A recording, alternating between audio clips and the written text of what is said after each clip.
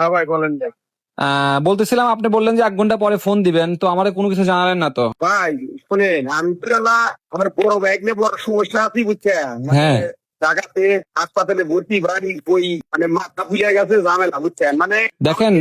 এটা তো আমার ভাই বুঝছেন, এক নিয়ে তো আমারও তো আমার ভাই, আমি তো খাওয়াতে পারি না বুঝছেন ভাই। হ্যাঁ, তাই। ঘটনা হয়েছে যে জি বলেন। আমি আমি টিকিটের টিকিটটা আপনি করে দিব ভাই, টিকিটের টিকিট দিব আপনি বাংলাদেশের 1011 টিকিট না কত লাগবে আমি দিব ভাই, বললা।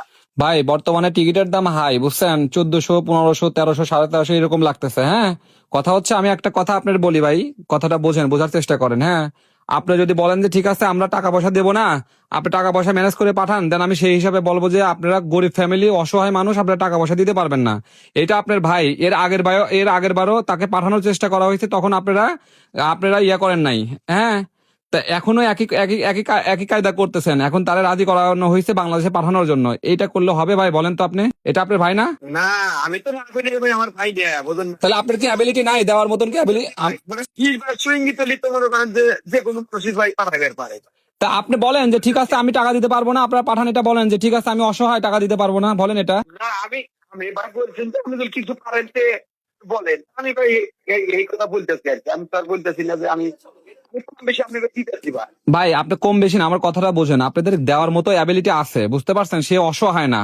সে মানুষটা স্বাভাবিক আকারে যদি ভালো মতো যত্ন করা যায়, সে সুস্থ হয়ে যাবে। হ্যাঁ, সে বাড়ি যাওয়ার জন্য আমি তারা 2 দিন ধরে রাজি করাইছি, কথাটা বোঝেন। হ্যাঁ, এখন আপনি তার ভাই, তার তো আপনার ওইখানে গেলে তো আপনাদের সম্পত্তি থেকে শুরু করে সবকিছু তো তার একটা ভাগ আছে না?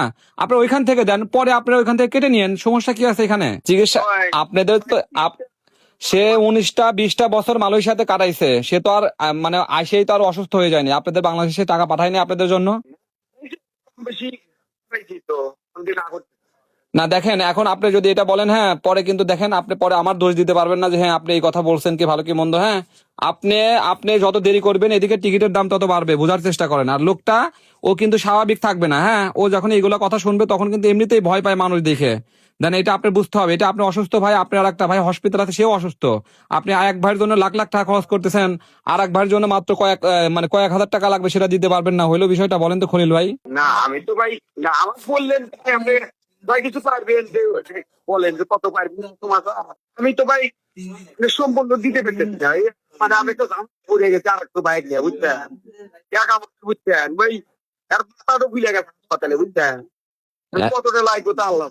এখন এখন খলিল ভাই, আপনাদের অবস্থান কিন্তু আমি জানি, আপনাদের অবস্থাও আমি জানি। হ্যাঁ, সেই হিসাবে আপনি এইটা বলতে পারেন না, কারণ আপনার আপনার বলা উচিত ছিল যা টাকা লাগে সম্পূর্ণ কিছু দিচ্ছি। এখানে তো আমরা এখানে বাটপারি করতে বসি নাই, আমরা যেটা করি সেটা হচ্ছে মানুষের ভালোর জন্য করি। হ্যাঁ, দেন আপনার ভাইটা আগে পাঠানোর চেষ্টা করা হয়েছিল আমপাং থেকে, তখনও আপনারা অনেকেই বলছেন রিসিভ করবেন না। হ্যাঁ, এখন যদি এটা বলেন তাহলে তো বিষয়টা কেমন হয়ে যাবে, তখন কিন্তু আপনারা নিতে পারবেন না বিষয়টা। হ্যাঁ, না না ভাই, রিসিভ করার কোনো সময় না করি নাই ভাই, রিসিভ করার কোনো সময় না করি। তা টাকা টাকা দেওয়ার জন্য আপনি এরকম খামখেয়ালি করতেছেন যে টিকিটের টাকা দিবেন আর বাকি টাকা দিবেন না। টিকিটের টাকা দিলে বাকি আর কয় টাকা থাকে ভাই?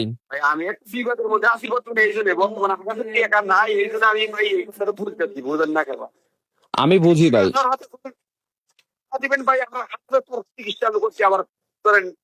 এটা তো ভাই ভাই আমি আমি আমি একটা কথা বলি খলিল ভাই, এটাকে আপনার নিজের নিজের টাকা দিয়ে তার চিকিৎসা করাবেন? তার বাংলাদেশে 1 টাকাও নাই, তার কোনো সয় সম্পত্তি কোনো কিছু নাই। বুঝেন না এই মুহূর্তে ঘুরাইতে পারতেছেন না আপনি। আপনার দেখেন এত কষ্ট করে বিচারা লাখ লাখ টাকা আপনাদের জন্য দেশে, আপনাদের ভালো বলে, সব সময় বলে আমার বড় ভাই মেজো ভাই, সব কত সুন্দর করে বলে, আর তাদের জন্য আপনি এখন খামখেয়ালি করতেছেন, এটা কিন্তু ঠিক না। হ্যাঁ, তো যাই হোক। শোনেন শোনেন, এই যে বড় মিয়া বলছেন পরে দিন কোথায় গেছে, এই আমরা ঠাকাইছিলেন কিন্তু থাকবো আরো 2 মাস নিম্নে হাসপাতাল।